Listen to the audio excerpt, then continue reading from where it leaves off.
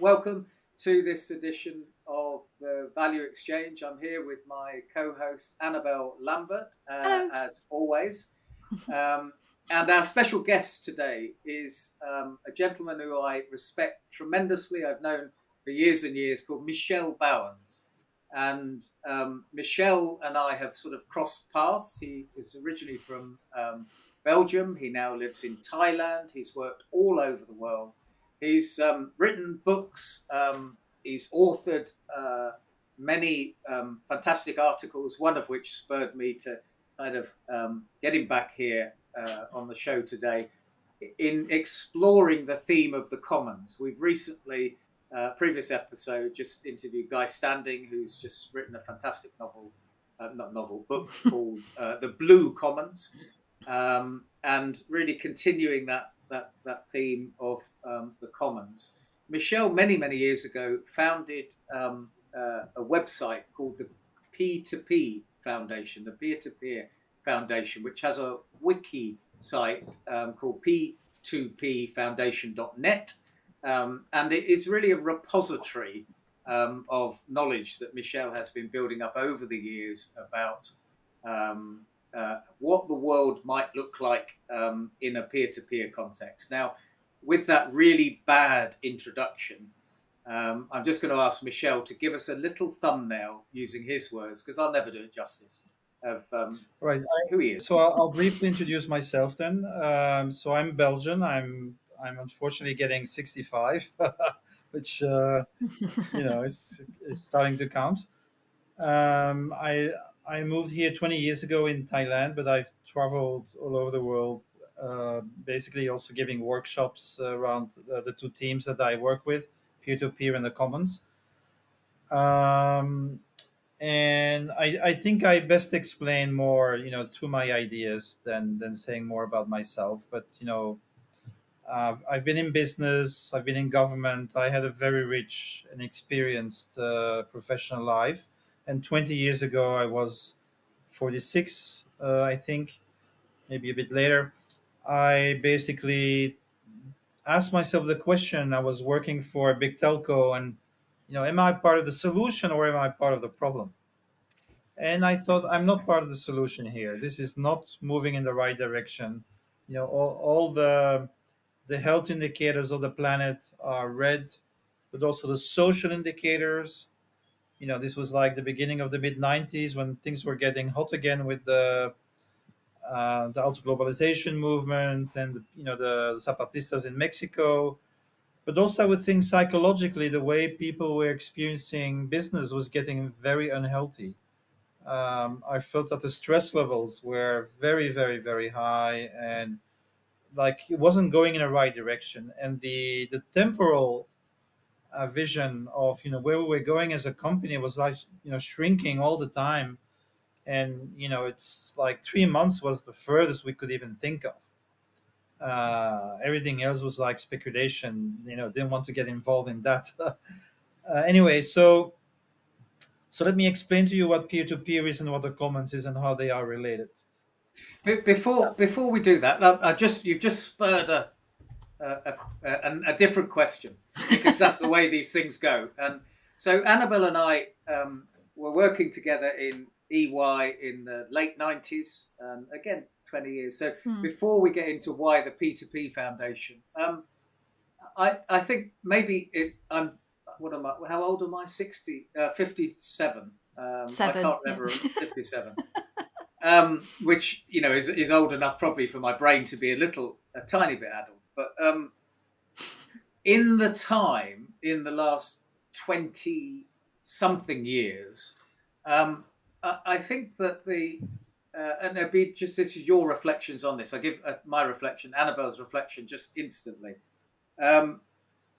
Number one, I wasn't as confident of speaking truth to power as I was 20 years ago as a director in EY. As like you with the telco, this is not really the way it should be developing.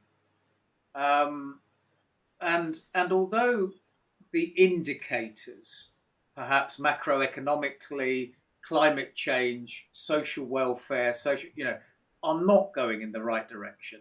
Arguably they're going in the wrong direction.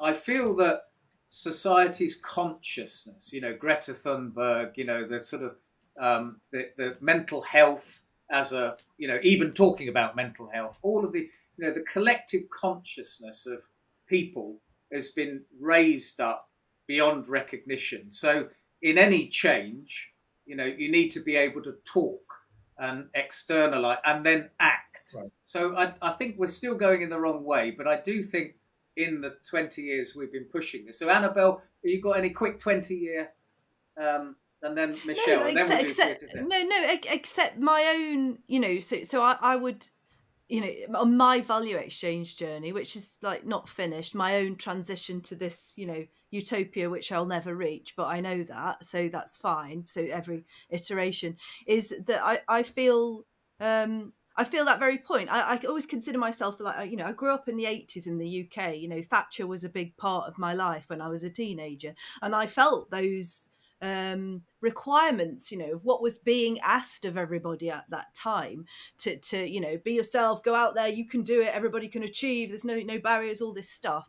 And so I think when I first, worked with Rob and first started to have the thoughts of, well, actually this is about me and what I can do and how I can position myself. I feel at that point that was about me. That was quite selfish. I was from that selfish generation of people. And now I'm like 24 years on. I feel I've moved like 180 degrees in my life, and I feel the world, I'm seeing in my bubble now, which is my bubble, I create it, that people are calling on business, to act differently, be more social, of course, business is nothing more than just people doing something together, I feel we're moving. The world is moved a tiny little bit in that time. Is cool. On my observations. Right. Michel, 20 years in a sentence. What have you seen? Well, in 20 I'm a years? bit less optimistic than I used to be. I'm really sorry to say. No. In the sense that, I don't disagree with what you said about, growing awareness. But I do think we live in a time of disintegration. And so I would say there's like two waves.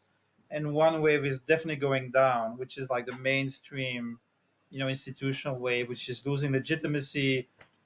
People don't trust elections. They don't trust the journalists. So it's definitely something like the glue that holds our society together is fragmenting. And I think that's a serious, serious problem. But the fragmentation, this is the good news, the fragmentation is always a condition for new ordering, right? When the rain falls from the cloud, before it becomes a crystal, snow crystal, it actually has to disintegrate and then reorganize itself. So it's a matter of how you look at it. But I do think we are in a descending wave of civilizational decline. And what matters at that time is to look at the seed forms which present a new logic that is struggling to be born, but is not born yet. And therefore we live, as Gramsci said, in a time of monsters. So I think we do live in a time of monsters. I think, there's a lot of toxicity around, especially on social media. It's very hard to have the kind of calm discussions that I would have even 5 years ago. So I kind of a bit lost my hope in a smooth transition. I'm much more, also because I've been studying history and macro history, I'm much more aware of how difficult these previous transitions actually were, so that before you get to the other place, you really have to go to the bottom. And so, is that optimistic or pessimistic? Can I interrupt one more time? because I think that we as humans, I made this point in that tiny little blog that I made, it could be black, could be white, it's like whatever you say or think, somebody will think the opposite, right. Say that.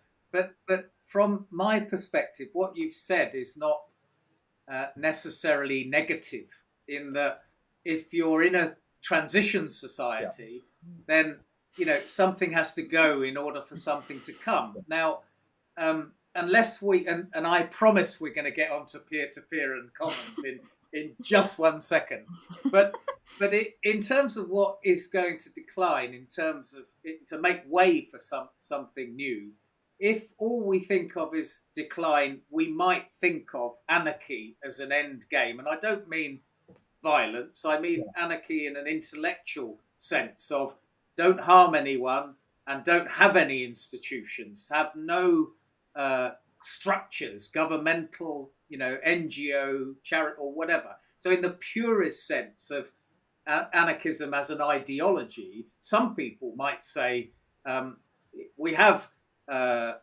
Western democracies, global capital, liberalism, neoliberalism, and actually the only thing out of this crisis is going to be nothing, aka anarchism. Well, this is not what I believe. This is, and so I'm now going to give you what the peer-to-peer foundation. I think it's in part an answer to what you're asking. So let me first explain what peer-to-peer is. So I think there's something fundamentally new in our history, and that is the capacity for non-territorial coordination. It's something that started first maybe in the 70s with a capacity for big multinationals to reorganize their supply chain on a global scale, and that gave us neoliberalism, basically, a globalization of production and consumption. But then in '93, with the web, the democratization of the networks, what we get is something that has never happened before, which is that the small group dynamics, the small group coordination capacity that people had in a village where they could trust each other becomes scaled up. So, for example, you look at Linux, which is an open source, operating system that is programmed as free software, so it's freely shareable. The code can be shared by everyone. It's 20,000 people. I'm not sure about the number, but let's just take that. But you then look at how it's done. It's groups of 4 people, and so groups of 4 people are able to globally coordinate their activity. And so this is fundamentally new, because if you look at civilization, what is civilization? Civilization is a way to organize production based on the territorial difference of city and country. The farmers produce the food, and then the cities produce the symbolic, the art, the culture, the technical knowledge. Okay, it gets a bit more complicated with industrialization, but that's basically the physical geographical model. And so what we're doing. Okay, let's pause there. Yeah. So Annabelle is not a geek, so I want to just be a bit careful about Linux and GitHub, and so non-territorial coordination. So here I am in Surrey, here you are in Thailand.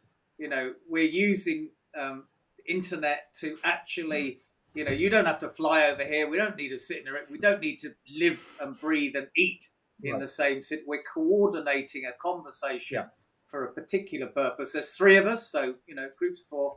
Annabelle, any comeback on that? And then because I'm going to slow Michel down. So they're basically, in the last 400 years, there's been like a competition between 2 ways of organizing our society, which is the state and the market.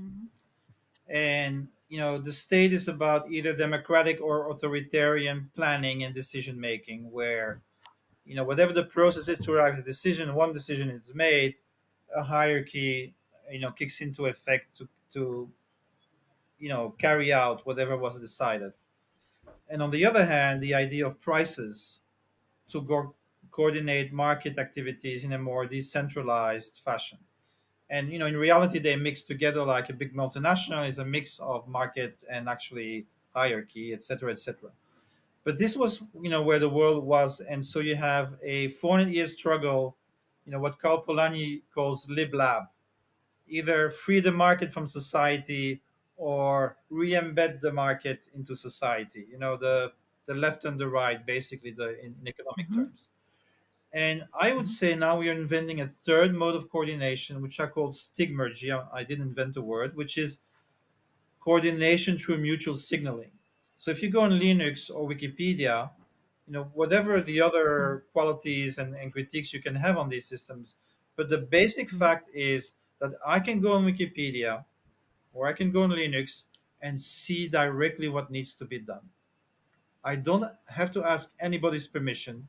I can say I'm going to write that article because it's not in there yet, or I'm going to propose rectification because I think they're wrong, right? And you can do that with a bug as well. A software bug. And that's new. That the capacity that thousands of people all over the world have to create something, an infrastructure together that's going to be completely related to the physical world, because the digital is the mediation, between knowledge and actually the actual carrying out of something. That is really new. I mean, it only existed in a village where you could talk to each other and mediate, because you know everybody, you trust everybody. As soon as we scaled up to civilization, we introduced centralization and hierarchy, right? And so I consider this peer-to-peer thing not just a detail, but something that is completely rearranging the decks. And I would argue, okay, this may be a bit controversial, but I'll say it anyway, that you can look at history as a struggle between coordination systems, because each coordination system has its elite, right? So Michael Hudson would say in his book called The Decline of Western Civilization, which is the title is the whole program. He says, okay, we had a Eurasian continent, with the imperial forms, with an emperor, which is the father of the nation, and he will take care of everybody. And it's a harmony-based model, and the market is kept small, and the people are protected from the predations of the market. So they have like jubilees, clean slate legislation. So debt is very limited. You cannot be enslaved to debt in these types of societies in the long term. And then in the West, we had, the Greeks invented, basically the creditor class came to power, and that created revolution, which is Athenian democracy. So in the West, we have a market-based, antagonism-based society with democracy and the market. And you can look at World War I and say, well, actually, what we see there is that the imperium was eliminated, right? The Ottomans and the Austro-Habsburg empires were destroyed. World War II was a competition between three methodologies to manage industrial society: the fascists, the communists, and parliamentary democracy. And Ukraine, I would say, is the Eurasian state sovereignist, state-centric vision of the world versus the Western vision of the world. And the global South is positioning themselves in that struggle, right? But both have a problem. Both are based on rivalry for scarce resources. Whether you do it through market competition or through state rivalry, you end up with potential war, because we are entering a descending phase of civilization. We are in overshoot, right? So we're entering in a descending phase with less resources available. And so either we can fight for it or we can make agreements around it. And so I argue for the third modality. So you have, before we get on to that, so let's just hold that thought, because this is going to be a lot for people who. So if I summarize it, and Annabelle, you I'll join in. So we've got two competing ways to organize society. One is market economics, which is essentially, this goods and services. Like economists say, if it doesn't have a price, it has no value. Right. So air, no value; no price, no value. So natural resources, no value. And on the other hand, you've got a state-based system, however you organize it, whether it's parliamentary democracy, whether it's authoritarian, whatever, which is sort of based on this paternalistic state model. And then you've got this sort of interplay in terms of how you optimize resources. You said that with the internet technology, there's now a new way to organize, coordinate. And so let me interject like a side argument that will make that very clear. So I consider markets and states to be extractive institutions. So they create a Mm-hmm. surplus to growth or conquest or higher productivity, and they always function in cycles. So if you look at history, and this is very well documented, this is not controversial, like secular cycles from Peter Turchin is a good example if you want to document yourself on that. There are these A and B cycles in the economy and society where in the A phase, everything goes well and you become more productive and you get more land and you get this dynamism, but then you Mm-hmm. overshoot, you use too many resources, you have too many people, and then you enter in the descending phase, right? And so here's my theory: market and states dominate in the ascending phase, but the commons were historically the preservative and regenerating institution that healed societies when it was in the B phase. And if let me give you an example, and it's a bit far away. It's Japan in the 16th century, and it's a fascinating story. So the Japan had overused its wood, which was the primary resource of that type of economy. Before industrialization, and so chaos was ensuing, and all these warlords were fighting each other in a 100-year civil war. During that civil war, there was a Buddhist church called Pure Land Buddhism that emerged, and that controlled 1/3 of the land as a commons. And they protected the land with very severe rules. Farmers that would overuse the wood would be punished. So this is typically called commons governance, right? And the farmers were armed. So when the shogun eventually won the war, he destroyed the Buddhist church, but he nationalized the commons as an imperial commons. He disarmed the farmers, and then he did a little bit like in Versailles, Louis XIV. He made the nobles come to Kyoto and basically impoverish themselves, in this competition between noble families. But for 250 years, using these commons, right, and the protection of the land, under the auspices of the emperor, Japan lived for 2.5 centuries in balance with its environment with a stable population, right? So this is exceptional. Usually it's more up and down. But Japan shows you that using the commons in a strategic way, you can protect a country in the long term. Now, let me give you another example, because I think examples speak to the imagination. This is Europe, 975, the first European revolution. 10th century, the Vikings, the Saracens, and the Avars, invade Europe. It's a mess. All the barons make their castles. They rape the woman. They steal the gold from the churches. It's a very bad situation. 975, the Benedictines from Cluny, with the Virgin Mary in front and the farmers in the back, start demonstrating against the sins of the feudal lords and say, you can't rape a woman, you can't steal the gold. And it ends up with a compromise with three rules: make love, not war. So the feudals promise to marry each other's children rather than fighting. Primogeniture, the oldest son gets everything, so there's no more fragmentation of the land. And the commoners lose the right to hunt for meat in the land, which will paradoxically drive them to produce more grain to feed themselves.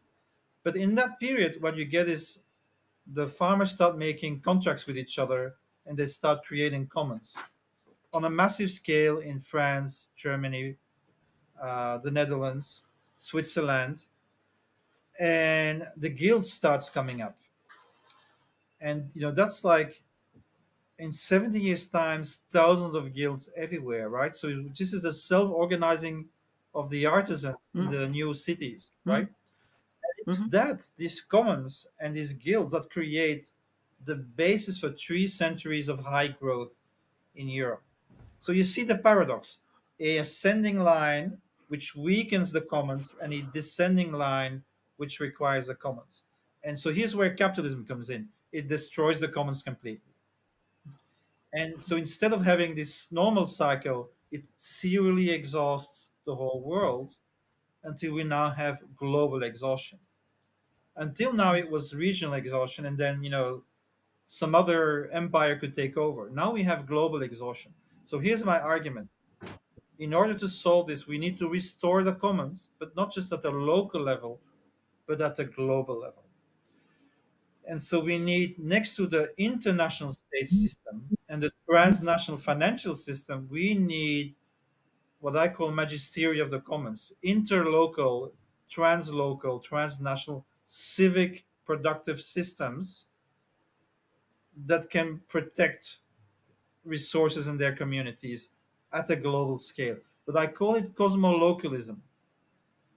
And so if now you put peer-to-peer and the commons together, and then that's the main argument. So we are now able to relocalize our production closer to human need because we need to. And by the way, this is already happening, right? We have a deglobalization since 2008, and now we have a bifurcation of the Chinese and the American system, and technologies are split in two, the supply chains are being split in two, and the financial system is being split in two, and that's been accelerated with the Ukraine conflict. So we have a bi globalization going on, and a continentalization. Because Europe, for example, has understood very well that it cannot be totally dependent on Chinese medicine and masks, and there's stuff we need to do ourselves again, right? Okay, so this is going on. And so cosmolocalism says, okay, let's organize relocalized production, to the degree that it's realistic and possible, but let's maintain this global cooperative level of stigmergy, right?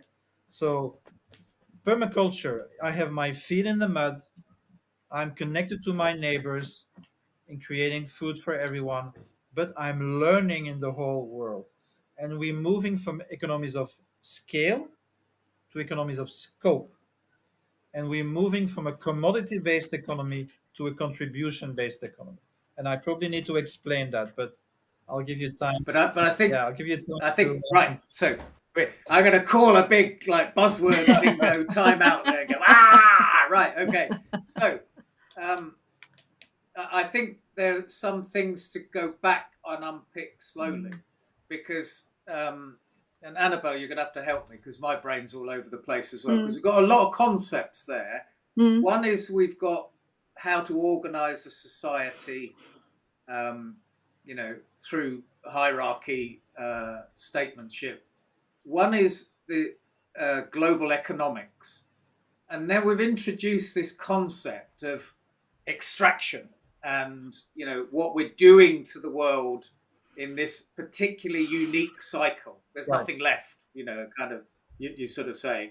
So if we unpicked the different things that you said there, so the last thing was we need to regenerate the commons, and you've sort of you've indicated some means and mechanism that this new thing we've discovered, which is sort of we can coordinate anywhere in the world, but yet we need to be local. So that's how do we regenerate is one thing.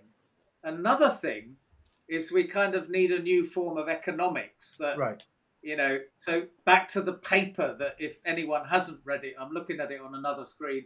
It's called Introduction to Commons Economics, and you need to spend some time with this paper. There's a lot in there. This is one I wrote a blog about. And then another thing is actually how we might moderate these organizing systems for society.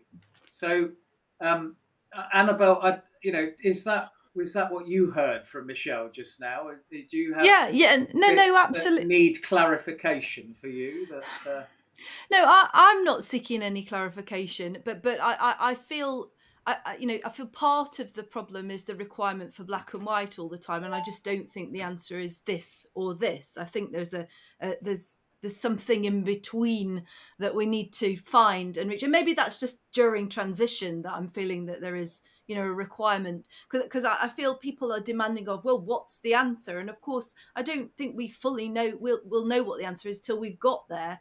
And then when we've got there, it'll be wrong and there'll be unintended consequences and we'll go on the cycle again. That's what will happen. But yes, so I'm clear, I feel, on what Michel has said. And I'm quite excited about economies of scope. Because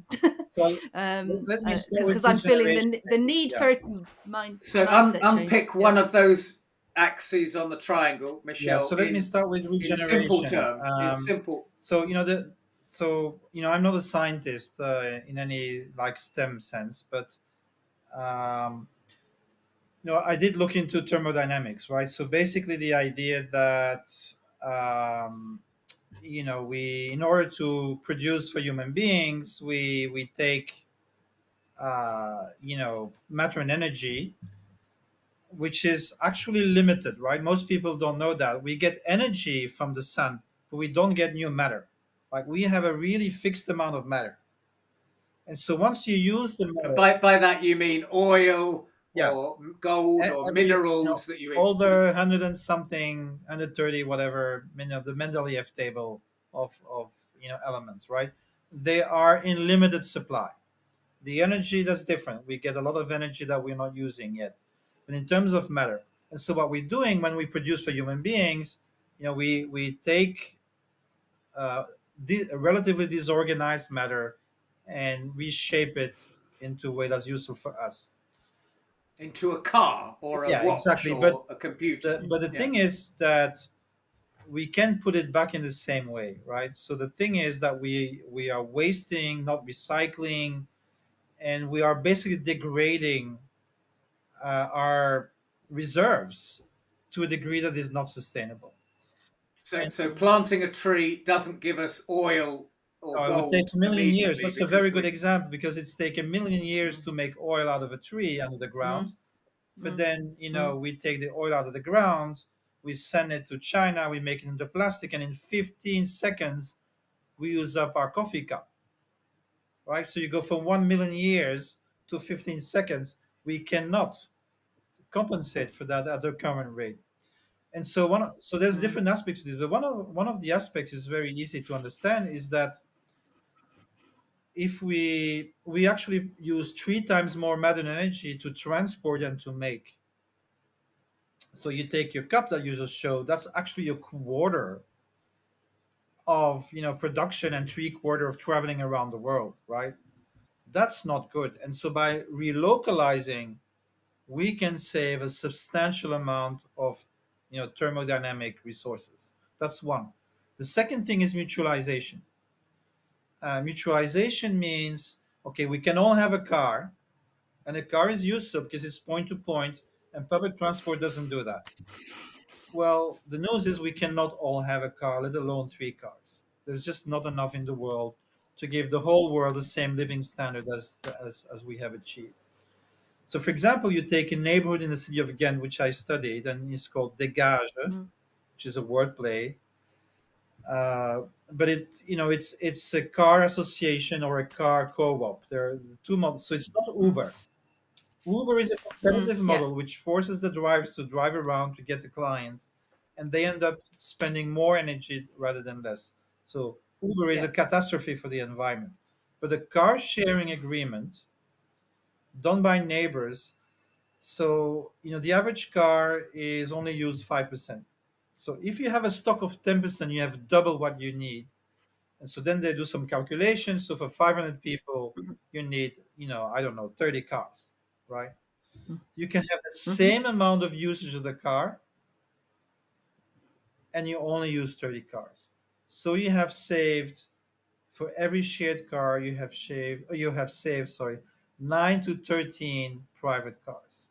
So that's the magic of mutualization, smart mutualization. Now imagine you combine localization and mutualization, right? Then the third issue is what I call economies of scope. So the problem with IP is that everybody keeps their intellectual property, for themselves, and that actually slows down learning. And there's a very good example. Britain was a leading industrial country at the end of the 19th century, and then it introduced IP, and its growth slowed dramatically, and it went from publishing like 200,000 books to 20,000 books a year, or something like that, right? The Germans didn't do it, and the Germans completely overtook the UK at the end of the 19th century because they didn't have IP. Another good example is 3D printing.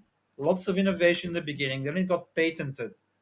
and for 25 years you don't hear about it because there's no incentive to improve. The patents lapsed like 10 years ago, and you have an explosion of innovation in 3D printing, right? So innovation, I'm not saying I'm totally against the patents, but they work for about 5 years. So let's have five-year patents to recompensate, the research of the pioneers, and I have nothing against that. But the longer we keep it, especially because it actually only protects a monopoly, the more we slow down innovation, right? In economies of scope, that means doing more with less. So if you have a knowledge commons, so you have your cosmo local production, organization, local production, but then you collaborate in a knowledge commons. In other words, you share your knowledge, technical, scientific knowledge. Any innovation that is done anywhere in the network becomes available anywhere else in the network, right? That's very powerful. And nobody knows this, but that's what the Chinese did. If you look at Shenzhen, I mean, they didn't have, legally open source, but actually these people in Shenzhen, they shared everything. Just It's called Shanzai. It was a method. And if you're part of this, it was like an ethnic thing. But if you're part of this ethnic group that lived, in this region, and you would install yourself with a factory there, they would just give you everything, right? And that's how China, did it. They used open source, not legal open source, but practical open source to, supercharge their innovation. Okay, then a last thing I want to say, which is also, something that is interesting to know. We live in a debt-based society, and everything you buy today is 48% debt. So, in order to do anything in this Western world, all these people have taken out bank loans. It has a positive interest, so you need to pay more back than so you need to grow, and all of that is incorporated, accumulated in the price of everything, right? So you take all these arguments together, and we have an extremely dysfunctional economy nowadays. That is not efficient, that is in overshoot, that is no longer innovating. And so when you say, like, I'm not saying we have to change everything, but we do have to change fundamental things. There is a transformation that needs to happen. Now, how does that happen? And I looked at history, and I believe it happened through seed forms. So when the old system is no longer working well, it's stagnating, it's fragmentation, it creates polarization, but it also creates an exodus. And these are all the people start thinking, either because they're advanced and they're just pioneers, like I think you guys are, right? Or they have no choice, and they start reinventing things on a new basis, using new rules, because they know the old rules are no longer working for them. So, for example, in the 11th century, they invented purgatory. Nobody knew about purgatory. Why was it so interesting? Because it allowed Christians to lend money and not go to hell. Right? It allowed them. It served their purpose. Yeah. Created a merchant Christian class which didn't exist before. Then you have double entry book accounting. Then you have the printing press. So all these are like seed forms that would eventually create capitalism in the heart of feudalism. Right? And we only have capitalism because we had capitalists first. So here's what I'm saying. We need commoners reinventing production and consumption and everything in order to have a more common-centric world. And so I see that the market and the state don't have to be abolished. I think they're necessary, but they have to operate with the guidelines that have to be set by a stronger institution. And that used to be the imperium. And now I think it needs to be these trans-local, civic-oriented commons institutions that have enough power to discipline the market and the state so that they don't overshoot and don't go to war in order to capture ever more scarce resources. Okay, that's kind of, sorry for the complication, but okay. But you see, I have different arguments that fit with. Yeah. Yeah. Because I think what we're now getting into, and again, we should invite viewers, listeners to spend some time with Michel's Commons economic paper, is how we might move towards new systems of exchange that have, Michel mentioned it almost in too quickly to pick up, but the idea of money as debt, and the debt in the system that might cause the only behaviors that we know to be growth related. So this system cannot work unless you pour more and more and more into the money side of it, Right. because the money has to be debt fueled. That leads to a mindset of growth is the answer. I don't know what your problem is. And we know that that's not working very well. And some group of people are now talking about degrowth as a strategy. Right. And by that, they don't mean that everything must shrink. They mean that some things must shrink in order for other things to blossom and flourish. And that might be well-being. That might be local production. That might be this new breed of people that you've referred to, Michel, as commoners. Yeah. But can you? Sorry. No, I just want to say. I want another question. Go ahead. Finish your. Because I just you try and hold your thought, because your brain is about 1 million times bigger than mine. But I'm looking for now practical examples of commons economics where, without something regressive, for humanity, that we might see examples. Progressive. Yeah. Yes, please. Yeah. So let me first give historical examples, which I think are fascinating myself. So I'll just briefly give them. In the 1st century AD, the Carthago, Hannibal comes and invades Italy and crosses the Alps with his elephants, and he destroys the countryside. And so all the farmers flee to the cities and become the urban proletariat of Rome. And so the countryside is replaced by these big domains with slaves and producing oil and olives and stuff, and wine and stuff. All right, okay.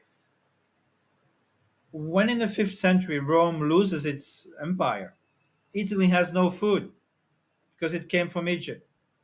So then you have the Benedictines that create, the Benedictine rules, and they basically in 50 years restore agriculture in Italy. And the Cistercians do the same in the 11th century in the whole of Europe. And they're viral because, like in the Cistercians days, when you're 48, you have to split in two. And then they go like a bee swarm for new land and they start over. Okay, so they were extremely efficient machineries, but here was the thing. They were collective, right? So that means that every surplus that they created, and they did create a lot of surplus, was always reinvested in the collective infrastructure. But the infrastructure was not privatized. It was not like a rich person. No, it was the fraternity, the congregation, right? Nevertheless, around these temples would be created vibrant markets, and then the cities would aggregate around, right? So it actually shows that the commons can have a absolutely vital role even for market. A recycling. Yes. A recycling effect. And again, yesterday with Guy about some examples of capitalism meets the commons to recycle capital value. I will talk about the ideal relation between resources. Commons and markets. So let me first finish the example. So, okay, this is an example from France. It's called Terre des Liens, Earth of Connections. It's a community land trust. So basically what they do is they buy land, which is too expensive nowadays for young farmers to buy. So they collect capital, buy land, and then make an ecological contract with organic farmers. All right? And they've already have an economic effect on Normandy, Bretagne. And so the land doesn't belong to the farmers. The farmers rent, but he has like a lifelong guarantee and he can even inherit his sons or daughters, but he cannot sell it on the market. And so that means that the land is effectively your commons, right? But the farmer works for the market.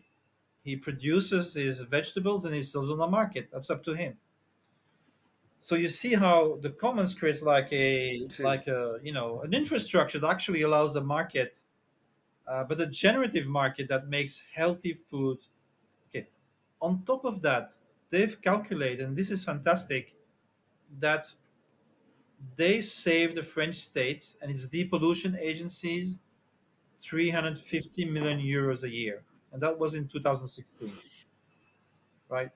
So this is amazing. It produces healthy food. It allows farmers to farm. It creates an economy in the region, and it saves a lot of money to the government, right? So this is a win-win-win, and this is a common-centric form of agriculture. So that's one example. Nice. Michel, can I just ask, how did sorry, could you just say again, how did that come about? Why did that happen? What Because what did how did they do? buy the land? Yeah. Because the And average, why? the average farmer in the West is like 56 years old, and a lot of times the children see how hard the life is, and they don't want to take over. And there's actually a big problem now. Is BlackRock and Saudi Arabia are actually buying land in France and probably in England as well. So there's a huge commodification of land. But if you want to do like healthy organic agriculture, you can't afford to buy the land in the first place, right? And this creates a systemic crisis. And so that's a solution to that. So okay, if the individual cannot buy it, let's collect capital from different sources, make it stronger, and then gradually buy more and more land that we can rent out to the farmers so they can afford it, but they also have security, but they have to follow the ecological contract. So this, it's to enable organic food. It's such an inspiring example. And so you talked about the rising of these new commoners to find the way, and before the meeting, Michel said to Annabelle and I hear the UK's not doing very well. And of course, our systemic crisis in the UK is not just Ukraine, coronavirus. We've also, bless us, got Brexit as well in the UK.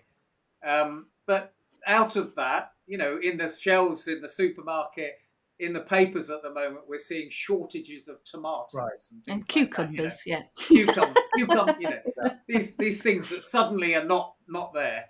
And one of the things of coming out of the EU was an EU policy called the Common Agricultural Policy, which was a subsidy, and lots of people talked about France, which actually had an enormous macroeconomic effect on the economics of industrial farming, such that if you took the profits of all of the farmers in the UK away, the whole profit, it would actually equal the subsidy that was paid from the agricultural policy from the EU. So in other words, there's no economics driving this. No, because most farmers in France, have a negative income.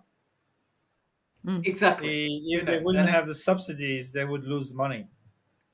So it keeps industrial agriculture artificially alive, subsidizing cheap food for the workers, which then keeps salaries low.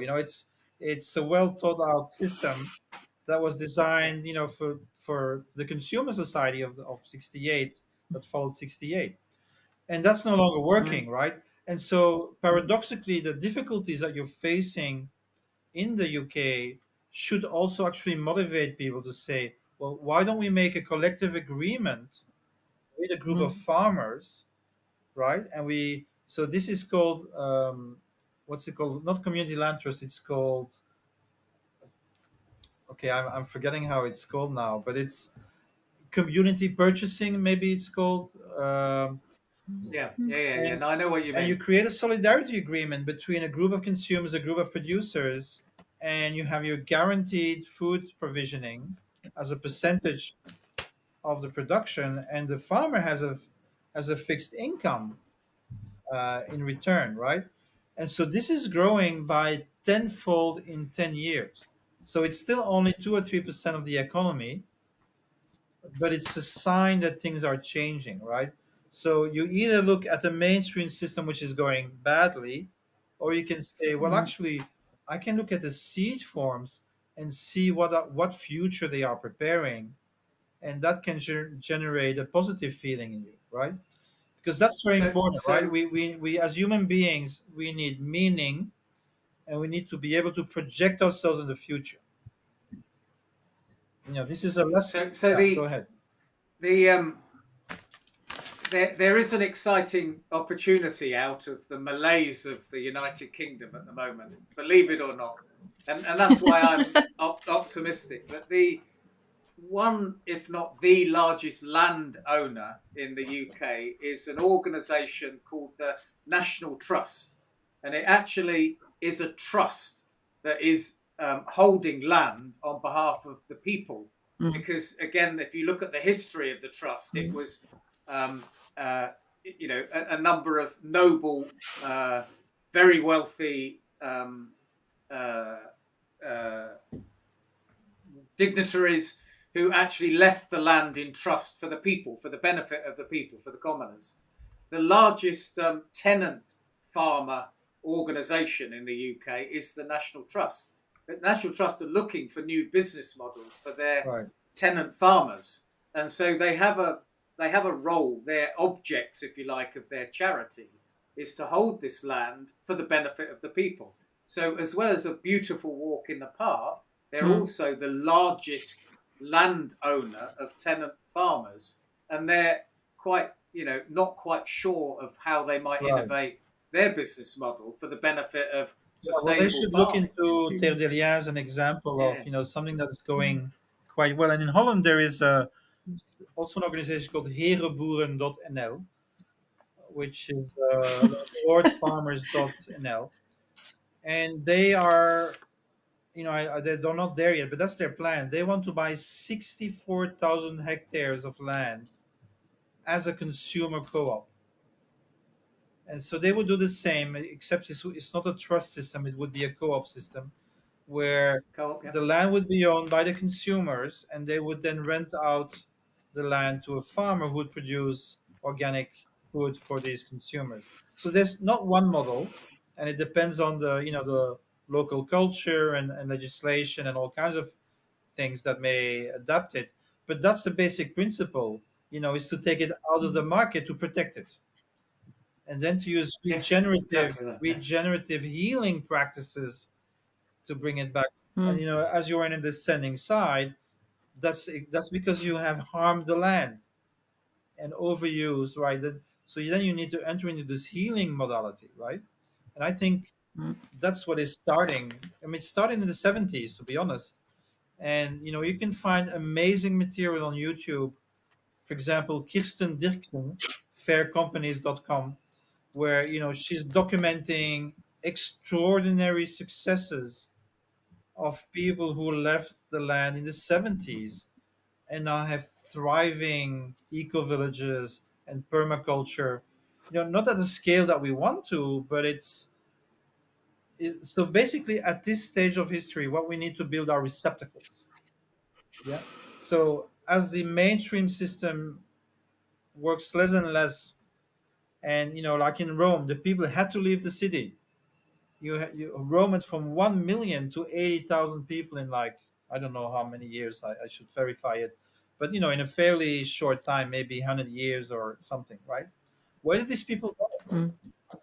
Well, they went to settle either around a warlord, which could protect them, and you might not say that's very nice, but you know, it's better than being a slave because they had It was an family, alternative. Yeah. and they had their church, and they had their cultural life. Or they went around the temples, the abbeys, which were considered to be better than the warlords. They, that there were all kinds of sayings in the Middle Ages, you know, showing the popular feeling that it was really good to be around these abbeys because you were treated better. And because why? Because the abbeys were receptacles who had shown how to do it, and then you can then virally replicate something that is shown to be working, and it's a way of scaling in a non-centralized way by emulating a set of protocols, right? So I call this a protocol cooperative. So let's say you want to do Fairbnb instead of Airbnb. As you probably know, Airbnb has a lot of gentrification effects and things that you know are negative for a city, right? So Fairbnb is an existing alternative that exists in Italy, but instead of having every city doing its own Fairbnb, you could say, well, we do it Cosmo locally. Yes, we have a local co-op, but we share our knowledge and our legal and technical protocols at a trans city level, right? And so that's the Cosmo local aspect. You have both, and that Cosmo aspect give you power vis-a-vis capital and government. If you stay only local, I think you cannot survive, right? So we Mm. shouldn't be completely romantic about it. We have to think about there are people who want to destroy us, right? And if we don't do it well, then they'll buy our land and then make it into another agri farm. So, we need to protect the commons and we need to create a surplus. And so this was called by Carroll Quigley, another macro historian, he calls it an instrument of expansion. If we are too egalitarian, if we diffuse everything that we produce, we condemn ourselves to be marginal. So we have to produce a surplus that allows you to grow, right? And so the commons need to be strong and need to be growing and need to show that they are a viable alternative vis-a-vis the state and market alternative. Now, I want to explain to you something, which is how do these different logics work together? So in the 17th century, before capitalism fully emerged, the logic was, farmers would farm and then they would produce and then they would give half of it to the lords, and the lords would, organize festivals and give to the church, and everything was valuable as use value. All right. Once mercantilism and capitalism merged, only production of commodity was valuable. If you didn't make something scarce, it wasn't valuable. So a woman's work in the Middle Ages was valuable because the whole family worked in a team on the farm and they didn't make a difference. Once the woman stays at home, she's not producing any value for the system, right? And only the value that makes the product that can be sold in the market. So that's what we call commodity value. Now, what is Mm. contributive value? So look at Linux or Wikipedia. Everybody who contributes to that collective good contributes value, and it's called Mm. contributory value. Now, this value is not recognized by the market, but what you can do is and I know it sounds complicated, but you can declare some form of value sovereignty. You can say what we produce here together has value because we say so. We decide that all contributors have value in our system. And then you have market income, and you say, well, we'll divide the market income in such a way that all contributors feel they are rewarded fairly, right? So that's Mhm. called contributory value accounting, which at this stage has to work together with the market because that's where the recognized value Mhm. is realized, right? So we are in a transition way. But Mhm. here's what we could imagine, and I call this public ledgers. So imagine you want to decarbonize or any other public priority, all right? So you create a public ledger where every citizen, individually or collectively, can say, this is what we did. Here is our biochar, so many kilos, it has been verified. Okay, and you get certified that you did this biochar. This is your contribution. Your contribution gets tokenized, but has no value yet. But then, because of the subsidies of the state, which considers it a public priority, and because the companies that recognize the benefits they get from it and can say, well, I save 60 million a year from you, thanks to you. So I'll give you 20 million back, right? So that's amazing, because then you have a direct valuation of a contribution. Now we need to go to the commodities. So you make something, you sell it, you tax it, and then you redistribute it. There's no direct recognition on contributor value. And I think that's where we have to be going. We have to recognize contribution and its negative shadow called impact. And that Annabelle knows, I'm sure, where I'm going to go next with this. Twitching with blockchain oozing out of his ears. I see. You know, we almost had to pay you, and I'm just conscious of the time. But I go ahead. I'm good. A wonderfully optimistic image of where the potential is and the role of technology. So for over 10 years, Ethos ran its own system, which, Michel, you're aware of, called Ethos Coins. And we know that people were very keen to subscribe to earning a coin which had no market exchange value, nothing other than the value that we recognized amongst ourselves, right, to mint an Ethos coin. It wasn't a public blockchain. We didn't, 10, 12, 15 years ago, didn't have that. That was good. We know that people wanted to adopt that. Our problem, as you described there, is that cooperatives, commons actually need to have surplus. They need to be able to produce, to be able to distribute. We've recently launched value exchange on a public blockchain. It's called the Hive, whose governance is a delegated proof of stake, which actually rewards participants for participating in this social blockchain. And so what we're doing is putting value exchange on a public blockchain, which actually is a record, if you like, of I'm a mother, this is what I do. And because the governance of that blockchain is delegated to the participants, and there's a group who have voted to actually do the governance of the blockchain and to confirm transactions and do all of the technical stuff, the use of a public blockchain in terms of commons and social value has almost infinite potential beyond taking what we do today, like social media, and giving it to, but actually to take commons governance and put it on a public. Can I make a very generic argument, which I think it's an important argument? So, there was this old critique of the left that, there was fictitious capital, right? And fictitious capital is because you take any company nowadays and you look at its people and its buildings, and this is like 20% of its value on the stock exchange. So the argument was, this is all fictitious capital.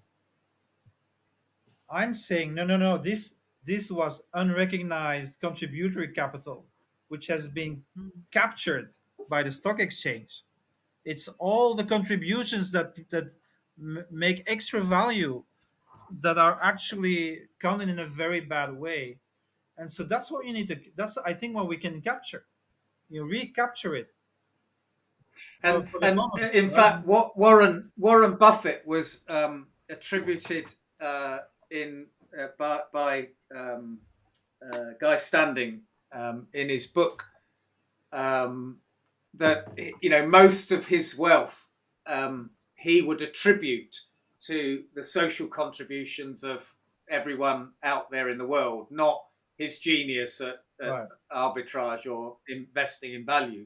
But actually, the value was created by society. It's just that he captured it, and he and I haven't actually got the quote, but I was told he's the same guy who said, we do have a class struggle and we won. He actually said that as well.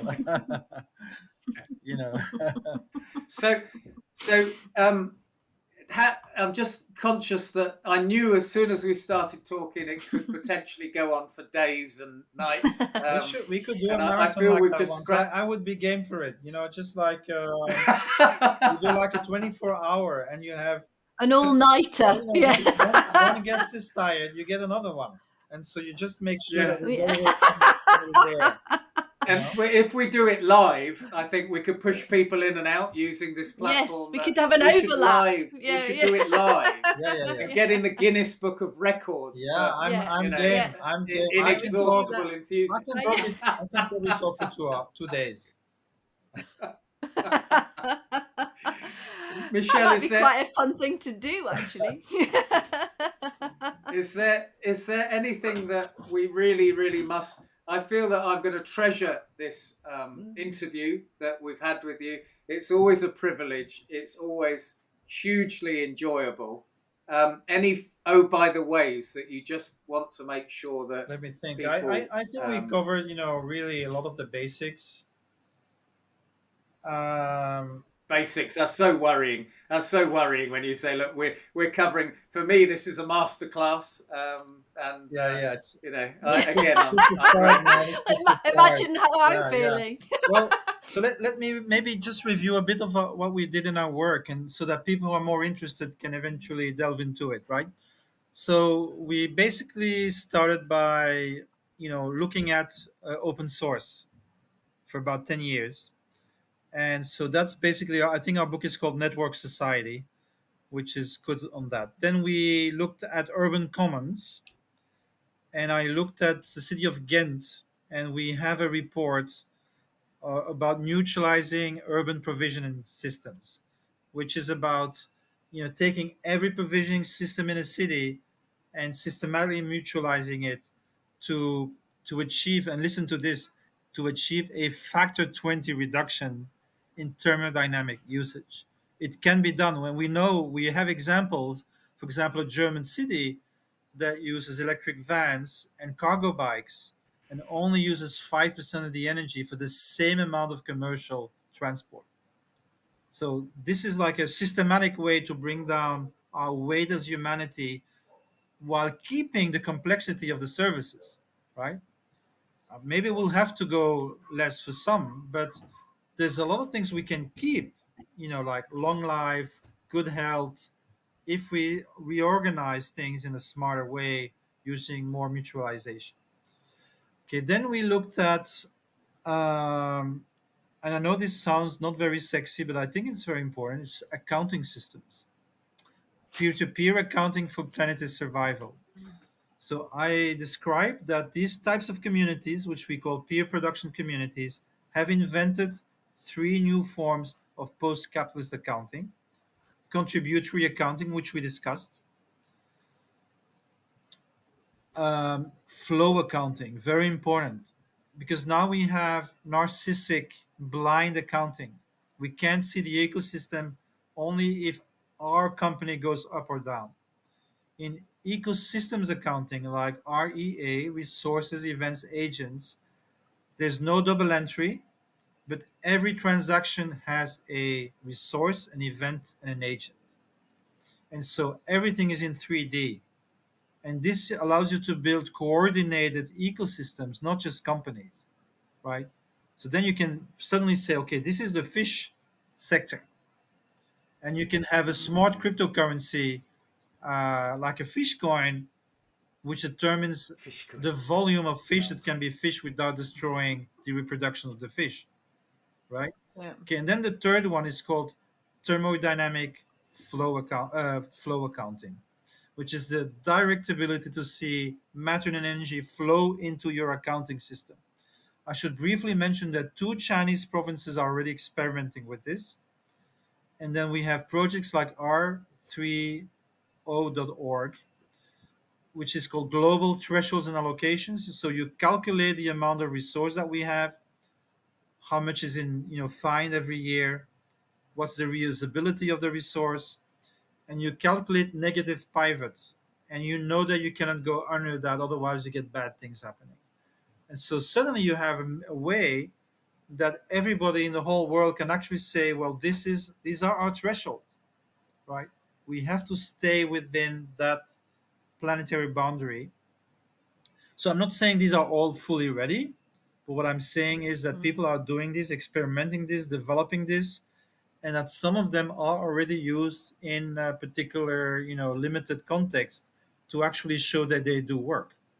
Okay, so let me see. I think I've probably covered everything. So my dream now, and I haven't found funding for this.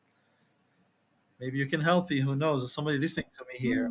I would like to make a study of the history of markets, the history of planning, and stigmergy, and say, okay, today the best possible integration for a sustainable economy would be the following mix of planning, markets, and stigmergy.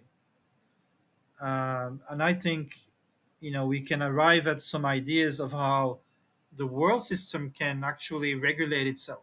Because I don't know if you know this framing, and I'll finish with this, right? We had an immature biosphere that wasn't able to protect itself. And then these bacteria started making oxygen, and then a few other things happened, and suddenly we had a self-regulating Gaia, right? The Earth ecosystem, Mm-hmm. which is a collaboration of fungi and insects and trees, and somehow keep the world in a balance. Like when this goes wrong, they do Mm-hmm. more of this. So this is called a mature biosphere. Now we have an immature technosphere, which destroys the biosphere. And this is the challenge that we have to go through now. We have to build a mature technosphere. And if we succeed in doing that, humanity can live on for millions of years. But I think we have to keep the faith. This is important. I think the big danger today, and I think you agree with me on this, when we are in the descending phase, people will tend to see only the catastrophe, the collapse, adaptation, degrowth. But the world is not just entropy, the world is extropy. And we are the mediating agents to create more green and awareness in the universe, right? So now we have to go through this like funnel, and it's going to be a lot of suffering and adaptation. But I think on the other side, there's something beautiful. And I think it's important because, Viktor Frankl said that the only people who survived in the concentration camps, not because they're right, because they're able to project themselves, were the communists and the Catholics, right? Those who didn't have that, the horror that they saw every day, they just wanted to die. But if you were able to project yourself and say after this there will be something, then you have the force to continue. And so the more difficult our situation becomes, the more it's important to cultivate, not a blind optimism, but like a metaphysical conviction that we are meant for more than this, and that we are not a cancer to the earth. We are the gardeners of the planet, and we have a role to play. I think that's a beautiful end. Wow. So, Yeah, that's a beautiful end. Beautiful end. And there's almost not a day goes past where somebody doesn't mention Viktor Frankl. And for right, listeners who's haven't heard of him, he wrote a book. He was a psychologist in Nazi concentration camps. I read it in my 20s, and it was very important a Jew at that time. Yeah. And wrote a book called In Search of Meaning, and it was about if you've got that inner sense of meaning and purpose, then everything will be all right. Yeah, what a wonderful note, we are Michel. meaning-making beings. That's really what we are. We are nothing else. We construct meaning. Let's go and make some meaning. Yeah. Michel, until the next time. Yeah, thank you. Thank you so much.